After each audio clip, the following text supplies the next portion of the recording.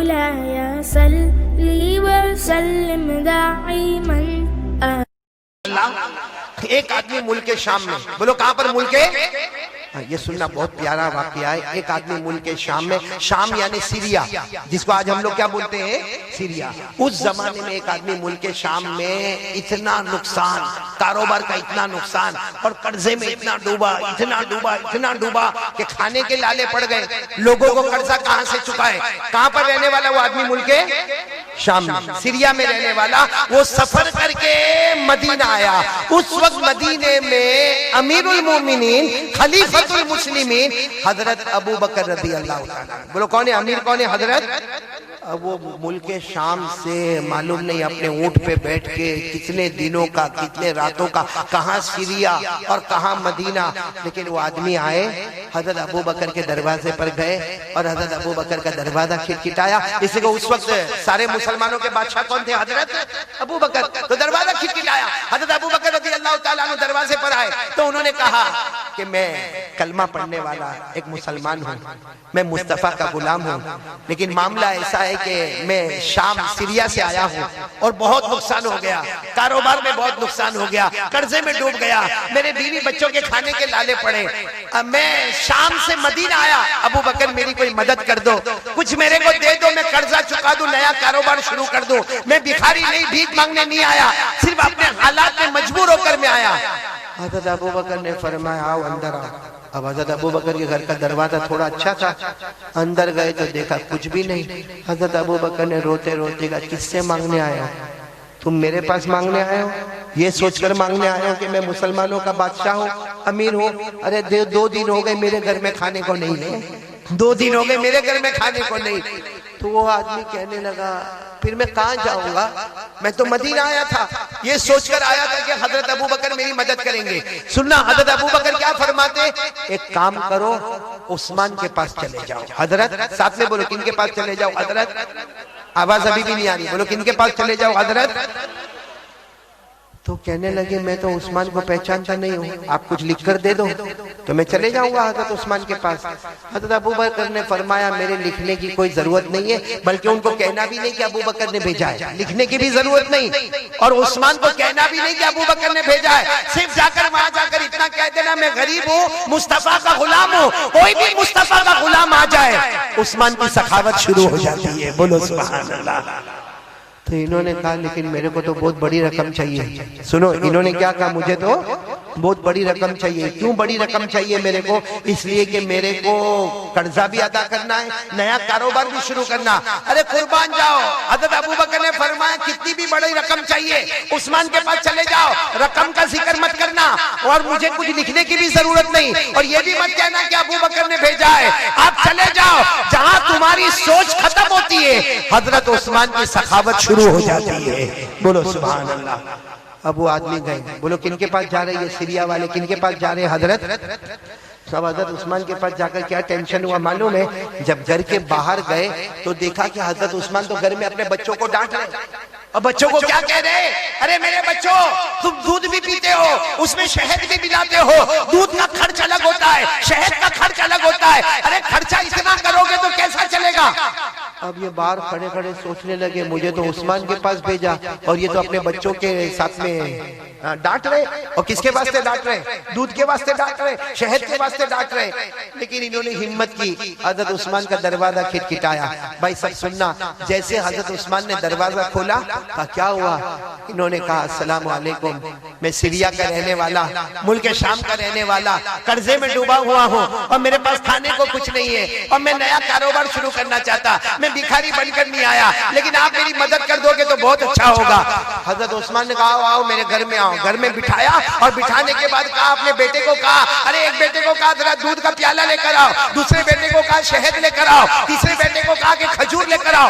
یہ سوچنے لگے کہ اپنے بیٹے کو ڈانٹ رہے تھے، میرے کو دودھ شہد بھی دے رہے اور کھجور بھی دے رہے. اب سننا، حضرت عثمان رضی اللہ تعالیٰ عنہ نے تھوڑی دیر میں ایک اونٹ تیار کیا اور اونٹ پر اتنا سامان، کپڑے، برتن، اناج، غلہ اور ساتھ میں 6000 درہم دیے. کتنے درہم دیے؟ تو ان کی زبان سے نکلا کہ میرے کو تو 3000 کی ضرورت تھی, 3000 دینار کی ضرورت تھی, آپ نے تو 6000 دینار دے دیے.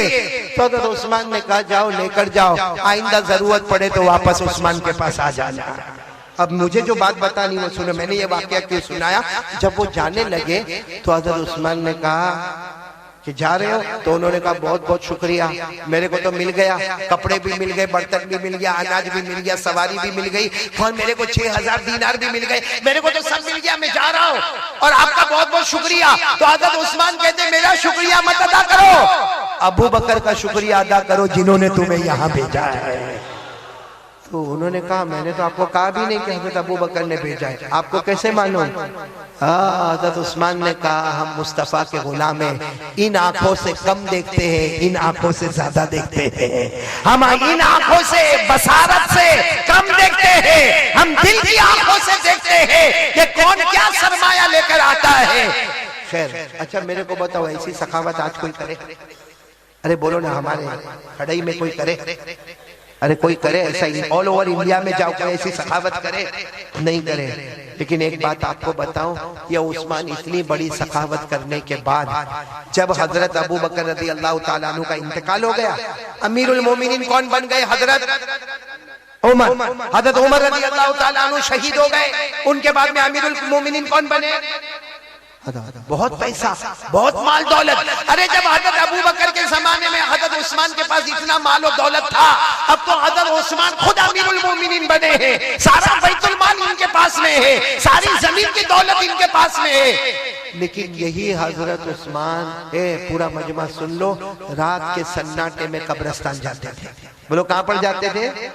اور جا کے اتنا روتے تھے, آپ کی داڑھی مبارک سے آنسو کے قطرے ٹپکتے تھے. اور ایک دن نہیں, ہر رات کو جب پورے مدینے میں سناٹا ہو گیا, حضرت عثمان چپ چاپ اپنے گھر سے نکلتے, قبرستان جاتے, اور قبرستان میں داخل ہو کر اتنا روتے کہ آپ کی داڑھی مبارک سے آنسو کے قطرے ٹپکتے.